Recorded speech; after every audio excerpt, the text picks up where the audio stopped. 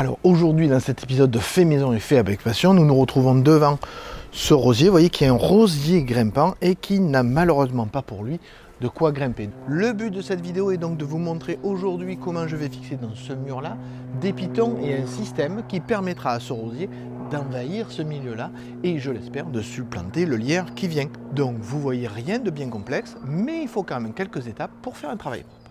Allez, on se retrouve pour les premières étapes justement après le générique.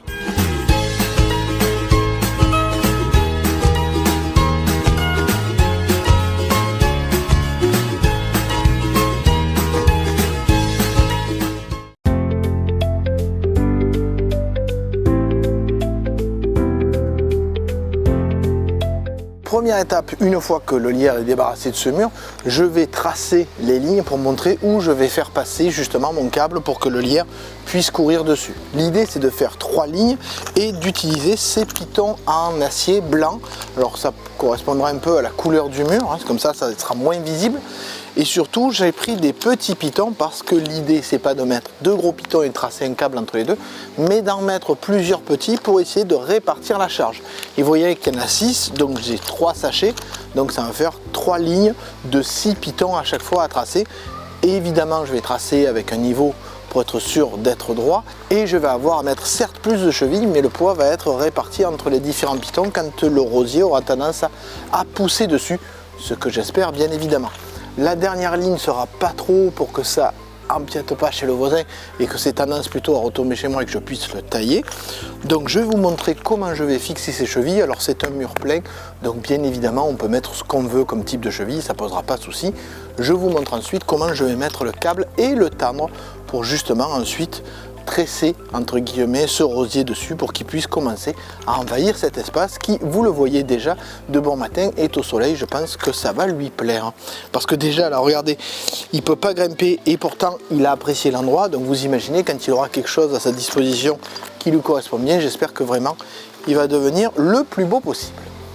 Le premier problème que j'avais pas anticipé, j'utilise, vous voyez, un niveau laser automatique, mais sauf que ce niveau laser automatique il est très bien hein, mais là, j'arrive pas à voir le trait, mais du tout. Donc je vais le faire avec un niveau à bulle, mais c'est bizarre parce que d'habitude j'ai l'impression qu'il envoie un peu plus. Peut-être les piles sont un peu fatiguées. Je vais changer les piles et puis je vais voir. Mais dans tous les cas, dites-vous que quand vous avez prévu du travail en extérieur, le matériel que vous utilisez en intérieur ne sera peut-être pas le plus adéquat. Bon, on change les piles et je vois ça. Voilà, une fois que le chef de projet a décidé de la distance entre les deux poteaux pour avoir l'amplitude maximale pour mettre ces supports pour rosier, j'obtiens une taille de 6 mètres. J'ai 6 pitons, donc 6 mètres, ça fait un piton tous les mètres. Donc j'aurai plus qu'à faire les trous et à percer, plus qu'à tracer les emplacements et faire les trous pour mettre en place les chevilles. Par contre, je ne vais pas le mettre droit par rapport au sol, je vais le mettre droit par rapport au haut du mur pour que même si le mur n'est pas tout à fait droit, ce que je soupçonne malgré tout, ça puisse même garder la même distance et donc on ait cet aspect d'horizontalité. Bon, ben maintenant il n'y a plus qu'à faire le marquage et puis c'est parti. Donc je mesure 20 cm de la tuile et je fais mon trait et après je mesure 1 mètre à peu près et je refais le même et je refais le même ici et puis après toute la longueur et après en dessous, je vais peut-être faire en dessous alors je vais peut-être le faire à combien là 45 non 40 ouais, je vais faire ça comme ça.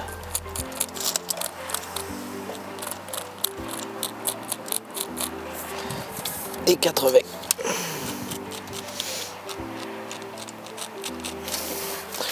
Voilà, comme ça j'aurai mes 3 lignes. C'est long mais ça se fait. Donc maintenant que j'ai fait toutes mes marques au niveau du mur, je vais pouvoir percer, mais je vous donne une petite astuce pour pouvoir percer au bon endroit parce que des fois en tournant avec la mèche, ça ripe un peu, on n'est pas au bon endroit. Donc je prends ma mèche et je la mets au niveau de la marque et avec un marteau,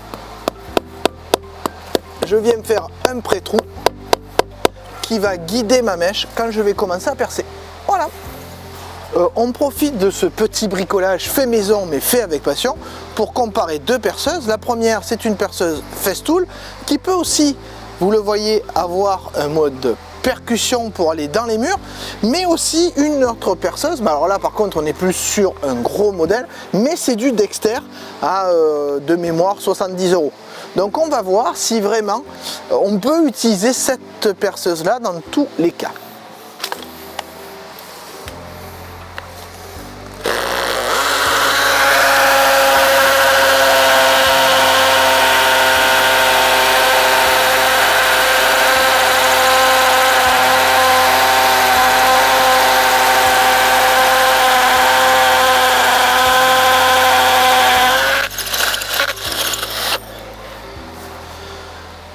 On passe à la deuxième perceuse.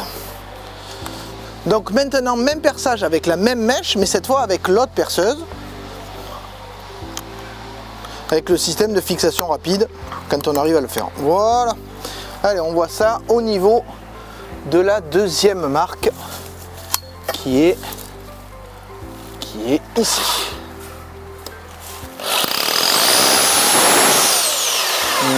Ouais, effectivement. Alors là, peut-être je suis tombé sur un endroit creux, on va faire la troisième marque.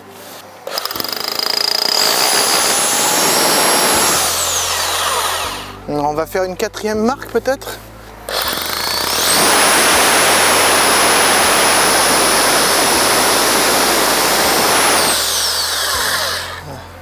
Bon, en fait, quelle que soit la marque, il n'y a pas photo.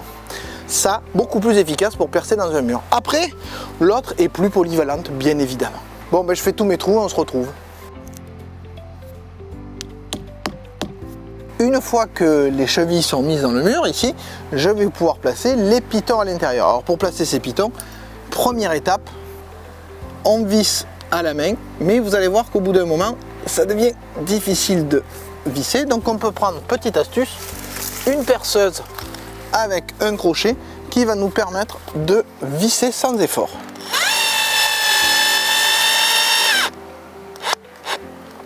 Alors même chose, si vous avez qu'un piton à faire, c'est pas intéressant. Donc comme moi j'en ai un peu de 18, c'est quand même plus sympa. Bon, on se retrouve quand j'ai fixé tous les pitons.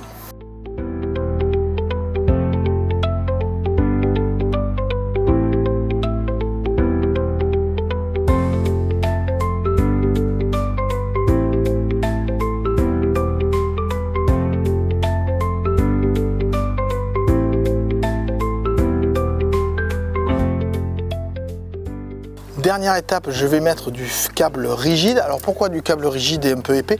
Parce que du coup, comme il est épais, il va bien supporter le poids. Comme il est rigide, j'aurai pas besoin de mettre un tenseur dessus. À la limite, je le déferai, je tendrai à la main si jamais il y a besoin. Mais je pense qu'avec la masse du rosier, ça ne sera pas nécessaire. Donc je prends ce fil rigide, protégé, je le passe dans mon premier piton. Je vais le passer dans tous les pitons et le fixer là-bas au bout. Et après, je reviens ici pour couper et fixer à la bonne taille.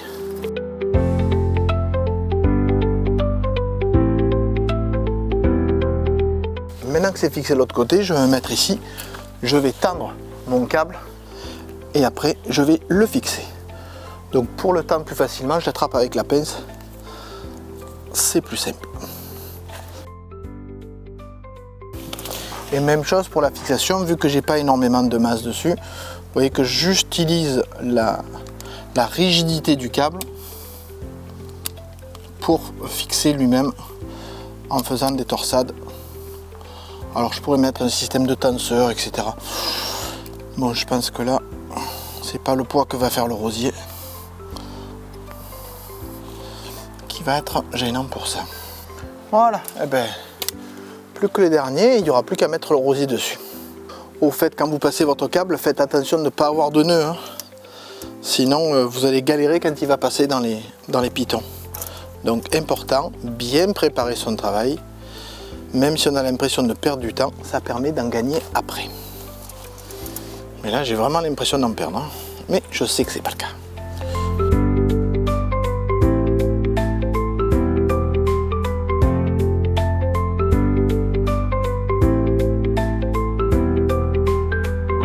Voilà, j'ai donc terminé ce petit bricolage, vous voyez, rien de bien sorcier, mais le tout c'est de bien comprendre qu'il faut le préparer avec soin, tant au niveau des marquages qu'au niveau des pré-trous, qu'au niveau des outils à utiliser. Oui, un perforateur est plus efficace qu'une perceuse à tout faire, entre guillemets. Bien imaginer qu'il faut défaire correctement son câble pour pouvoir le passer, avoir des pinces, tout ça. Donc la préparation est très importante, que le projet soit simple ou un peu plus complexe. Toujours est-il que l'essentiel quand on a un projet fait maison, c'est de le faire avec passion. Si vous avez apprécié cette vidéo, n'hésitez pas à mettre un like, à mettre un commentaire positif et constructif pour ceux qui regarderont la vidéo et voudront faire encore mieux. Et comme vous avez sûrement apprécié ce contenu puisque vous êtes arrivé jusque là, félicitations, je vous dis au revoir et à bientôt.